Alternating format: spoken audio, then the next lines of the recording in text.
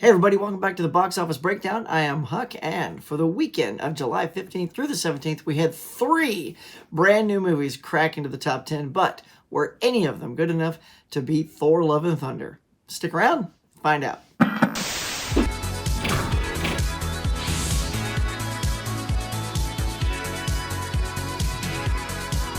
Alright guys, now before we jump on the top 10 at the box office, if you're new to my channel, please get on down there and hit like, subscribe, smash that bell. But why, Huck? Why should I do it? Well, let me tell you. I do all kinds of fine stuff on this channel. I get out there and I do Blu-ray hunts for you guys. Those are a lot of fun. We have trivia contests on my channel. Seem to be very popular lately.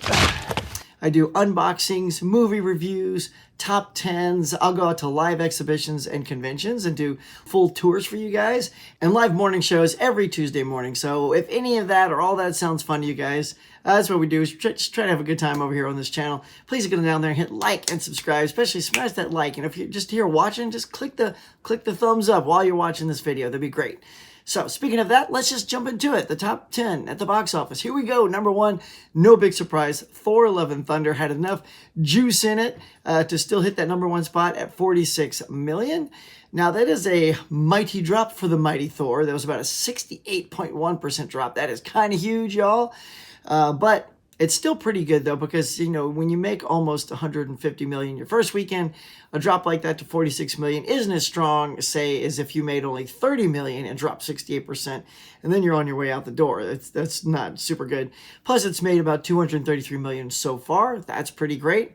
Overall, worldwide, almost $500 million, so it's on its way to doing Doctor Strange numbers. So in the end, Thor: Love and Thunder will be just fine. So I don't think there's any Marvel fatigue yet, or we wouldn't see globally such fantastic numbers for that. All right, let's get on to number 2, which is Minions: The Rise of Gru. It pulled in another $26 million at the box office for Universal Pictures.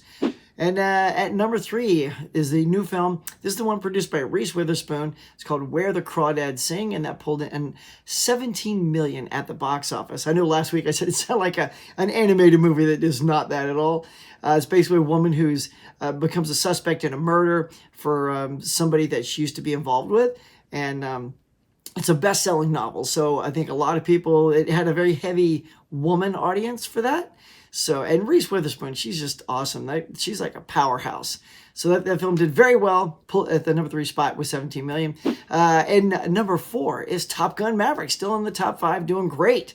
Pulled another $12 million, only dropped 22.6%. So it's a cum is it's $617 million so far.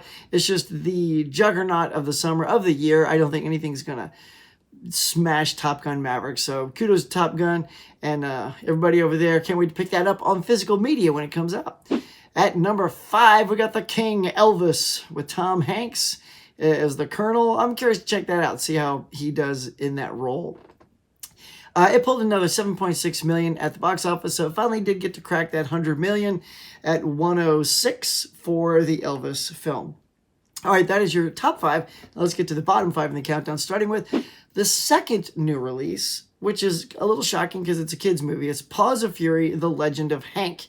Not sure why that didn't draw audiences in like, say, The Good Guys. That did very well for, you know, quite a long time. So this only pulled in $6.2 million in its opening weekend. So a little shocking for a brand new animated feature from Paramount Pictures. All right, at number 7 is The Black Phone, the Ethan Hawke film, pulled in another $5.3 million. At number 8 is Jurassic World Dominion, still doing pretty decent, $4.9 million at the box office, bringing in $359.7 million so far. At number 9 is the third release this week, and that's Mrs. Harris Goes to Paris, pulled in $1.9 million.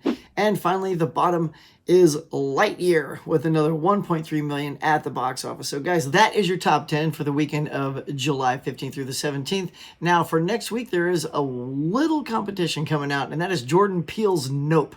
I have a really good feeling. I'm going to go out on a limb and say I just think that's going to be number 1.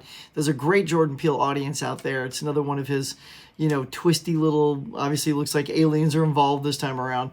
So I think that movie is going to be great. I can't wait to check that out. So, all right, but one more time, here is that top 10 at the box office for this weekend. Now let's head over to your favorite streaming services and see what's number 1. All right, let's get things started over here with Netflix. Number one film over there for the end of this weekend was Persuasion. And still, Stranger Things is still doing great in the TV department. What I love about that is people always say, everybody binges it the first weekend and then they move on. Well, apparently the audience is still really digging into it. Maybe it's found a new audience and they're coming in. So that's still doing great. Over on HBO, we have the Bob's Burgers movie. That was number one over there. And over on Disney Plus, check it out. We have a new film in the top spot, and it is Zombies 3. And the way I say it is Zombies 3 is number one over there. I'm not even sure what that is, but it's sort of like a High School Musical meets zombies. Yeah, anyway, so that was number one over there. And Ms. Marvel's still doing quite well in the TV department. We finally got through 2 or 3 of those episodes, and they're pretty good. So I'm curious to see how that ends. Over on Amazon Prime, we have a movie called Don't Make Me Go. Number one over there. Just like saying that. Paramount Plus, still topping the charts there is South Park, The Streaming Wars Part 2, and Streaming Wars Part 1. Those are the 1 and 2 films over there. There's a lot of South Park things doing pretty well over there. There's even one at like number 6, which is South Park Post-COVID, The Return of COVID. South Park is not afraid to tackle anything. So, yeah, there's a lot of South Park over there on Paramount. On Hulu, we have For the Love of Money, number one over there. And number one on these platforms, Amazon, the paid portion, iTunes, Google Play, and Vudu, is Jurassic World Dominion. So it's still in the theaters doing, some good money there, and it's now just crushing it here on streaming. So guys, that is your number one spots on all your streaming services, your top 10s and at the box office. So I really appreciate you checking out this video. Thanks so much for being here. If you're new to my channel, please hit like and subscribe. Smack that notification bell.